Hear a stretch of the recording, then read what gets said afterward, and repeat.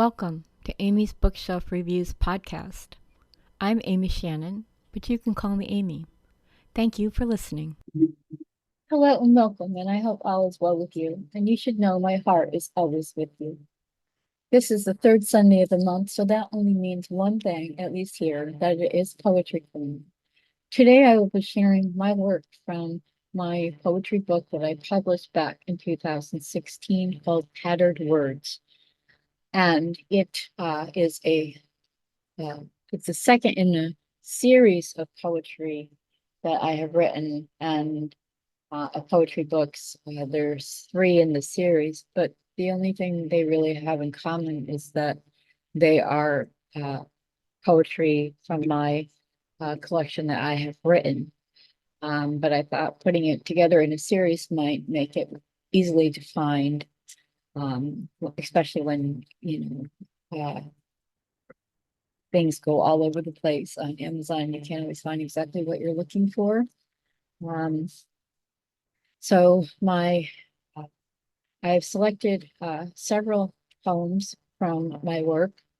Um, a very long time ago, um, I lost my cousin Tanya.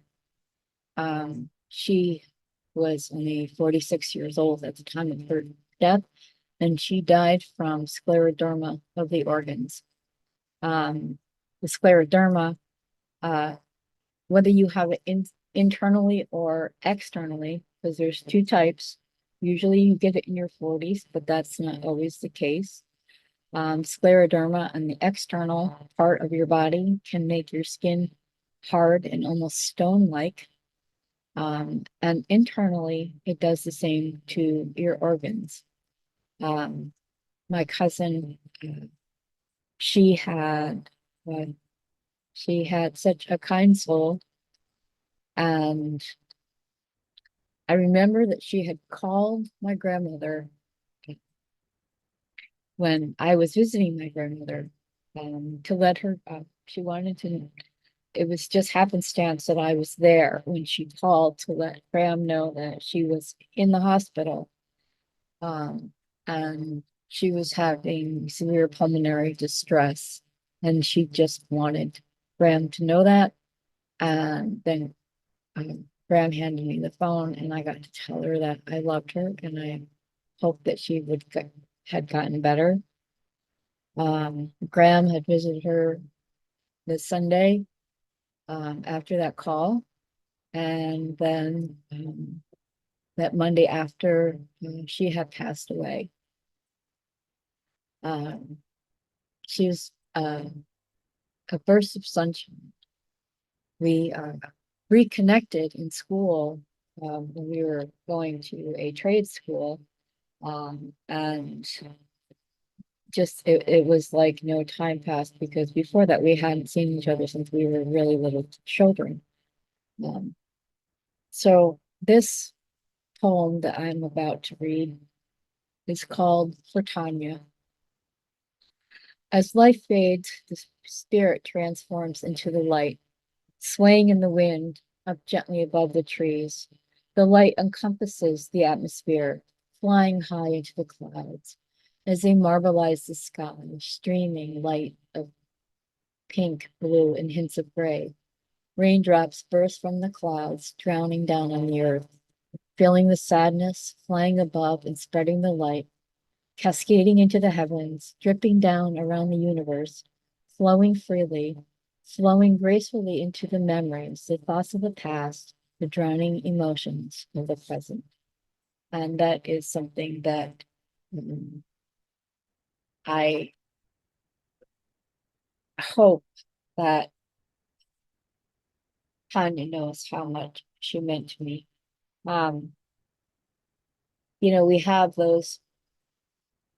there are those people in our family that we have a connection with, even if we don't see each other for years.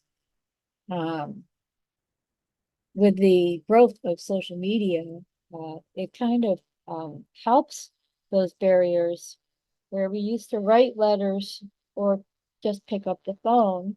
Now we can send a quick message. Um, But there is something to say for picking up the phone and actually talking to somebody, or seeing them face to face, or doing some type of, you know, video chat, um, which is another form of technology that would be easy. Um, but though her loss was great, um, it was a heartache for her husband, for her sisters, for her parents, for her daughter, her grandchild. It's just kind of amazing how much one person can um, influence someone else's life, bring a light to them. And she was one of those people. Um, so when I feel very deeply, and sometimes the only way I can figure out what I'm feeling is to write it down. So that is my tribute to Tanya. The next poem that I'm going to share is called Deep Within. And this kind of is just about what's inside of us, what's in our soul, what's going on in our head. Deep within, deep within the soul, deep within the mind, there are memories of who we used to be, who we wanted to be, who we grew up to be, who we wanted to be with. Deep within the soul, deep within the mind, deep within the body, there are memories of how we used to cry, how we used to scream, how we used to laugh, who we used to love. Deep within the soul, deep within the mind, deep within the body, deep within the heart, there are memories of who we used to love, who we used to hate, who we will always love, who we will always keep, who we let go, and why we let go. Deep within the soul, deep within the mind, deep within the body, deep within the heart is who we truly are. So I hope that can resonate with some of you. And I really, and I create a journal and I write things down that are on my mind. Sometimes in the journal, I'll end up writing what to me ends up being a free verse poem. Um, and sometimes that's just because that's how my heart writes. Uh, I write without thinking about it. If I have to think, then it's not something that comes naturally. So I have a poem, another poem I'm going to read called Storytelling. And this kind of is like my thought myself, as I have considered myself a storyteller ever since I was 4. And that's what my mom used to call me, her little storyteller, because I used to make up my own stories, or I would make up new versions of classics like The Three Bears and Goldilocks. That was one of my favorite to create a, a new ending, a new something about the Three Bears. And my mom she took the time to sit with me and listen.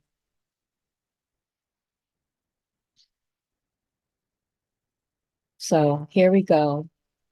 The gentle, watery flow smashing against the ragged rocks.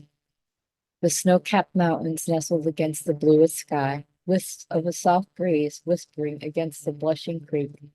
Anticipatory, verbiage impacting emotions.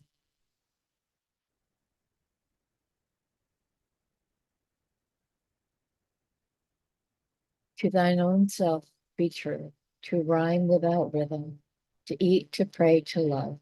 The best of times, the worst of times, the state of an error, the unpredictable ellipsis, improper but appropriate pause, inflection or reflection, brilliant salutations, morphemes, contractions, exclamatory fragments, freedom within thought, freedom to express.